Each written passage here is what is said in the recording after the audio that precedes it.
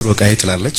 የሊስትሮ ቃዬ ረሃቤ ቢከሰኝ ባዶ ሆዴን አይቶ አፌ መሰከረ ችሎት ላይ አዛግቶ በሕይወት ፍርድ ቤት የተሾሙት ዳኛም መጽሐፉን ሲገልጹ ያልሰራ አይብላ ይል ነበር አንቀጹ። ይህንን ስትሰማ ፈጥና መጣችና ሆና ጠበቃዬ ከፍርድ አዳነችኝ የሊስትሮ ቃዬ። እኔም እሷን ይዤ አንገቴን ለስራ ጎንበስ እንዳረኩት ችግሬን በብሩሽ ሲጠረግ አየሁት። የኩራቴን ቀንበር በጥሼ ስጥለው ከእጄ ላይ ወደዛ እንኳን የሰው ጫማው የኔን ፊት የወዛ።